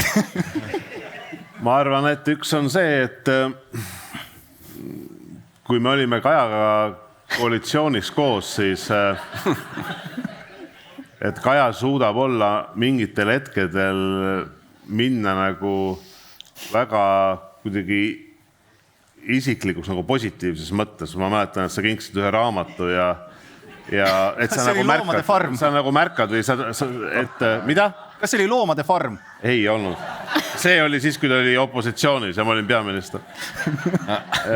Nüüd teiseks ma arvan, et mis on tema juures positiivne on see, et kogu selle sõja taustal see, kuidas sa suutsid nagu võtta seda kandvat rolli just välispoliitiliselt, et see oli kindlasti tugev sõnum.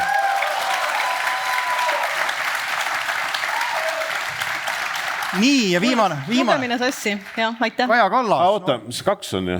Ja 3, just. Ja 3 peab ütlema see, et sa oled tegelenud selle rahvatantsuga, see on kindlasti Jüri Ratas, mees, kes ei unusta. Eriti tantsuteemasid. Kaja Kallas lõpetuseks. Urmas Reinsalu.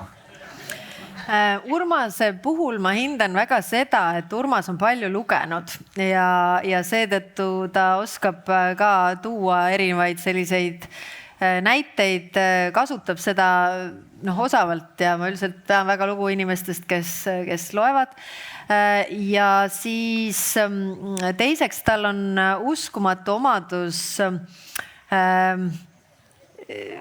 kuidas ma seda nüüd ütlen, nagu tõmmata nagu teemad nagu nii nagu laiaks, et nagu noh, hästi raske on fookust hoida, aga see on poliitiku puhul tegelikult positiivne, et ta läheb nagu rünnakule ja ma ütleks, kolmas ongi see, et ta on tegelikult hästi osav poliitik, et kindlasti noh, olles selles asjas nii kaua sees olnud, siis kõiki nippe ja nõkse nagu teab ja väga poliitiliselt osav. Reinsalu, ma saan aru, te punastate. Aitäh! Suurepärane, kallistate nii. Pärast. Aga teeme lõpuvooru ka, julgeolekust. Just nimelt. Ja tõepoolest julgeolek on teema, mis läheb korda nii Eesti inimestele kui ka on poliitikas läbiv teema ja võib-olla täna võimegi kõigepealt vaadata piiridele. Meile lähedal asuvad piirid Venemaal, Valgevenes, Valgevene-Leedu piir, Valgevene-Poola ja Valgevene-Läti piiril toimuvad suhteliselt ärevad situatsioonid. Ja siis tekib küsimus, miks idapiir meil ei ole välja ehitatud? Näiteks Urmas Reinsalu, saate alustada. Kas te teate vastust? Väga hea, õige. Ma arvan, et idapiiri ehitus käib, aga mitte piisavas tempos ja ma tegin ka siseministrile, olen korduvalt kutsunud üles seda tempot kiirendama. Me näeme, et on suutnud Leedu ja Poola füüsilised tõkked juba rajada oma piiridele, mis on tegelikult vahemaa mõttes on nad pikemad. Ja mind üllatas, et härra Läänemets vastas korrektselt minu kirjale, eks ole, nii nagu peab, eks ole. Ja see oli tänuväärne. Ja härra Läänemetsa vastus oli, et me 25. aastal saab valmis, minu ettepanek oli seda kiirendada järgmiseks aastaks jõuda, aga kui rohkem raha eraldada, siis võtab piiri väljaehitamine kauem aega. Ja ma mõtlesin tükk aega, see on mustvalgel mul paberil, et kuidas see niisugune tagurpidi Antslas on nagu Priit Pärna karikatuuri raamatus, et lähed ühe sammu, teed 2 sammu tagasi. Et minu loogika ikkagi on, et valitsus peaks seda ressurssi kiiremalt suunama piiri väljaehitamisse, sellepärast, et ega see sama küsimus, me võime ju öelda, et see tegelikult tuli ju kõigile maailma liidritele üllatusena, see, mis toimus seal see Prigožini aktsioon. Ja ma arvan, et me kõik täna tajume, kui ootamatud pöörded võivad võimukeskkond Venemaal võib tekitada ja ka milline sisevõitlus võib seal aset leida. Ja see tähendab, et see surve meie piiridele mitte isegi hübriidrünnakutena keskvalitsuse poolt, vaid lihtsalt riigi lagunemise aktsioonina, ka see võib tegelikult aset leida. Lauri Hussar, no Eesti 200 on esimesi kuid alles parlamendis, aga kui te mäletate, siis kaitsepolitseinik Kohvri siis Venemaale toimetamise järgselt hakkas Eesti riik piiri kiiremas tempos välja ehitama. Aga kas te saate aru, miks seda tehtud ei ole ja mis see teie seekord lühike plaan on? No, meie väga selge ja kiire plaan on piir välja ehitada ja siin Lauri Läänemets noogutab ainult pead, sellepärast et vahendid on leitud ja piiriehitus käib ja see piiriehitus nüüd vastavalt nendele uutele tähtaegadele ka lõpetatakse, nii et see ongi meie plaan. Piir tehakse valmis ja ega siis täna Eesti piir ei ole kaitseta. Eesti on täna hästi kaitstud, me oleme kriisideks valmis ja me teame, kuidas ka moel või teisel toimetada, kui mingisugused kahtlased mehikesed meie piiride taha ilmuvad, et me oleme selleks valmistunud.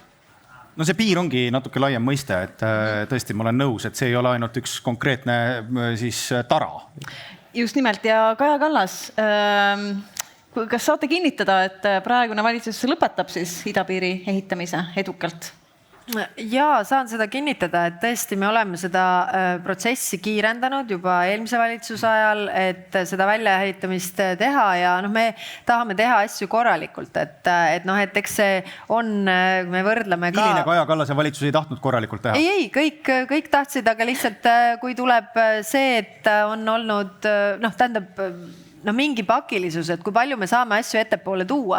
Et millest me peame aru saama on see, et meil on ka kõik igasugused hankemenetlused ja asjad, et me ei saa mingitest asjadest ette joosta, aga me jookseme nii palju kui võimalik ja tegelikult Lauri saab veel just viimasel kabineti istungil me seda uuesti rääkisime, siis mis seisus see on ja hea meel oli tõdeda, et tegelikult asjad on liikunud kiiremini ja et me oleme sellest graafikust graafikust nagu eespool ja see on kindlasti positiivne. Läänemets, palju siis raha ja aega on vaja, et kui raha ei oleks probleem, siis kui kiiresti saaks selle asja niimoodi korda, et saaks öelda, et on tehtud ja hästi tehtud?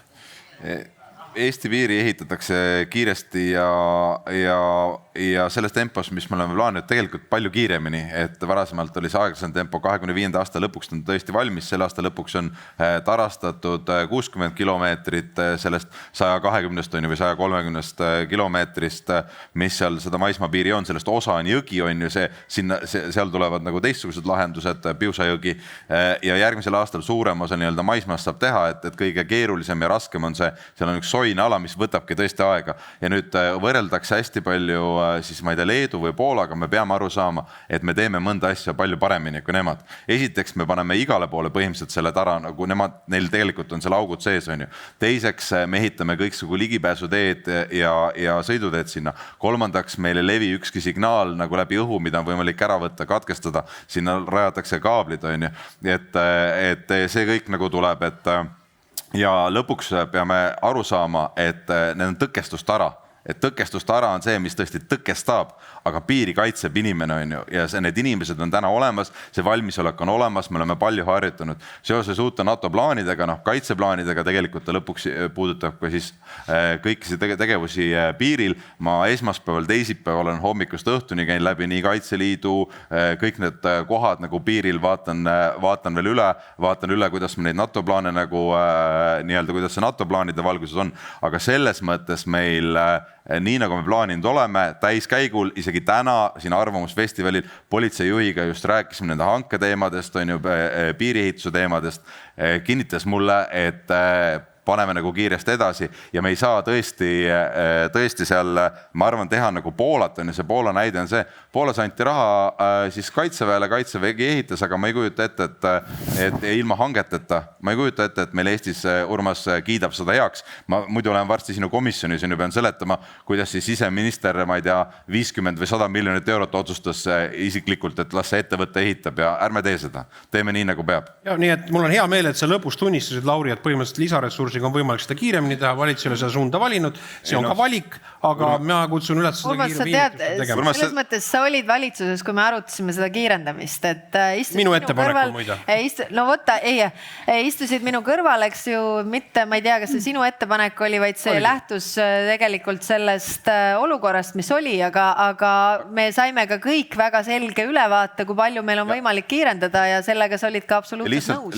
Lihtsalt tunnetuse jaoks, et see, mis toimub seal Leedus ja Poola piiridel või Valgevene piiridel on ju, et see on kestnud alates 24. veebruarist eelmine aasta siiamaani. Nüüd on üks suur muut. Vahepeal ei ole lihtsalt uudistes seda meil nii palju kajastatud. See, mis tõesti Poola piiril toimub, et seal on võib-olla grupid läinud suuremaks natukene, võib-olla nagu mõni on seal agressiivsem, aga see kogu aeg on kestnud, see ei olnud vahepeal nii, et oli paus. Olukord on muutunud ja määramatuks muutunud ja see eeldab ka meie poolt rohkem tegutsemist. Sõna Jüri Ratasele, kas teil peaministrina oli võimalus, et teeks selle idapiiri hästi, ilusti valmis ja oleks mure olnud lahendatud? Ma arvan, et sel ajal reaalselt üldse see piiri ehitus ju algaski ja ma praegu kuulen seda juttu, kuidas sa, Lauri, käid igal pool. 8 päeva pärast me tähistame 32 aastat iseseisvuse taastamisest. Ja minu meelest selle piiri küsimus on väga tugevasti seotud sellise õhukese riigisündroomiga. 2015, ma arvan, see oli mõned nädalad enne valimisi. Toona tegi valitsus otsuse, et me ehitame selle piiri valmis. Ma arvan, seal mõne aastaga oli see esimene eesmärk. Siis saadi teada, et me ei tunne üldse seda maapinda. Ma mäletan, kui ma alustasin peaministrina tööd, ma käisin seal, et me tegelikult ei tea üldse, missugune on see maapind, et kuidas seda ehitada. Teie andsite vastuse. Kuidas seda ehitada? Ei, mina kindlasti andnud seda vastust, Mirko, hea Mirko.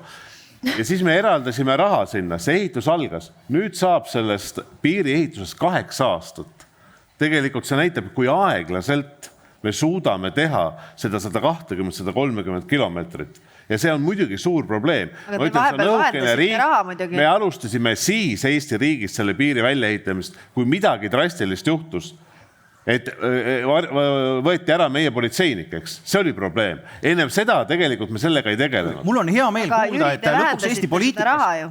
Piiri ehitusele te vähendasite raha, et miks? me võtsime teatud tehnilisi lahendusi maha, et seda piiri saada reaalselt välja ehitada. See oli see põhjus. Ma saan aru su rünnak, aga su rünnak on vale. Su rünnak on vale, et me tegelikult igas valitsuses eraldasime piirile reaalselt raha. See, mis Reformierakond 2015 pani paberile, see oli umbluu. Vastab muidugi tõele, et Mart Helme oli siis siseminister, kui ta piiriraha vähemaks võttis, jah? Enne seda Kaja repliiki ma peaaegu olin ütlemas, et lõpuks ometi ma saan aru, et on meil selliseid konsensusüleseid teemasid ja põhimõtteliselt oli ju suhteliselt rahulik nii-öelda siis debati ots, välja arvatud, et Reinsalu ütles, et tema teeks veel kiiremini, ma ei tea, kas kõige kõrgemalt, aga las see jääb. Mul on üks tegelikult, võtaks selle teema hästi suureks ja sealmaal me hakkaks seda debatti ka lõpetama, et mis see meie julgeolekupoliitikas, kui me võtame laiepindse kaitsepoliitika ja julgeoleku laiemalt, et mis see keskne küsimus praegu on, et ma saan aru, et valimistel see oli väga oluline ja jõuline teema, see suudeti kehtestada, aga kas praegu lõpuks kaitse- ja julgeolekupoliitikas on meil kodurahu olemas? EKRE-t küll siin ei ole, aga kuidas teile tundub? Ma arvan, et mitmed asjad on praegu, tuleb anda teistsugune käik. Esimene küsimus on selles, mis puudutab nüüd meie iseseisva kaitsevõime moonavarude soetamist. Sammud, mida me oleme teinud, on õiges suunas, aga mitte piisavad. Ja ma kirjutasin ka sellest kaitseministrile, lugesin ERR-ist, et kaitsevägi, valitsus jättis arvestamata kaitseväe juhataja sõjalise nõuande, näiteks droonitõrje võime arvestamise mõttes. Ja siis ma küsisin kaitseministrilt, ma tahan, ERR kirjutab, ma tahan näha seda sõjalist nõuannet. Mulle kirjutas ametkondlikuks kasutamiseks templiga paberiga saatis kaitseminister vastuse, see on salajane, härra Reinsalu. Te ei saa seda näha, et ERR-ist lugege. Ja seal kirjutas kaitseminister, et meil ei ole raha, sellepärast me ei saa seda teha, see on liiga kallis. Ma arvan, et meil praeguses olukorras, mina ütlen, et me peame olema valmis ka riigikaitse laenu võtma sõjaliste võimete ja täiendavate moonavarude soetamiseks. Detailsed numbrid on loomulikult riigisaladus, aga me oleme kaugelt maas päevanormides NATO standardis ka siis, kui me soetame ära need juba otsustatud ja rahaliselt kantud rahad. Teine küsimus, mis on põhimõtteline, on Ukraina toetamine. Et maailma suuremad lääneriigid G7 leppis kokku julgeoleku paktis Ukraina toetamiseks ja sellega on ühinenud juba 10 Euroopa riiki, sealhulgas ka Soome ja Rootsi. Ja minu sõnum on Kaja Kallasele, et Eesti valitsus peaks ka sellega liituma. Me oleme 1,5 kuud sellega oodanud. Ei ole oodanud. Aga pole ühinenud, ütleme. See on üks hästi huvitav teema, et see, kuidas sa püstitasid ka selle, et mulle tundub, et osadele erakondadele julgeolekupoliitika justkui on mingi poliittehnoloogiline asi, et lihtsalt ma tuletan meelde 19. jaanuaril 2022 ma esinesin julgeolekupoliitilise avaldusega Riigikogu ees ja opositsioon naeris mind välja. Päev ennem Ukraina sõja algamist Keskerakonna pooled fraktsiooni liikmed ei toetanud Ukraina avaldust, eks ole. EKRE läks ütlema, et Ukrainaga on läbi ja nii edasi. Ma tahan öelda, esiteks oli 10 saadikut, kes ei hääletanud. 10 saadikut, 26, kes ei hääletanud, mitte ei toetanud. 10 saadikut ei suutnud võtta Ukraina küsimuses mitte mingisugust seisukohta, olgu, korrigeerime. Aga mida ma tahan öelda, et ja kaitseministril 19. jaanuaril ei lastud üldse isegi mitte rääkida. Ehk siis meie jaoks on julgeoleku küsimus endiselt eksistentsiaalne küsimus, et see ei ole teema, mis läheb kuidagi mööda. Me kõik ütlesime, et julgeolekusse me peame panustama 3% sisemajanduse kogutoodangust, kõigil oli see ettepanek ja see on justkui konsensus, aga see nõuab vahendeid ja see vahendid ei saa tulla kuskilt välismaa onu taskust, vaid need paraku tulevad meie enda maksumaksjate taskust ja seetõttu me peame tegema ka neid ebapopulaarseid otsuseid, et tegelikult seda täita, et me saaksime kõik laskemoona varuda ja mida me oleme tegelikult varuda. Kaitseväe sõjalist nõuannet ei arvesta. Ise ütlesite koalitsioonilepingus, et arvestate seda. Ei arvesta. Mul on kiri olemas seda. Me arvestame Kaitseväe sõjalist nõuannet, ta annab erinevad lahendused, sa tead ise väga hästi. Andis oma soovitused võimearenduste mõttes ja need on olemas. Mul on see kiri olemas. Mitte kiri, kindral Herem võib ise, eks ole, sellest rääkida ja on sellest korduvalt korduvalt rääkinud, et see, kuidas kindral Herem peab mõistlikuks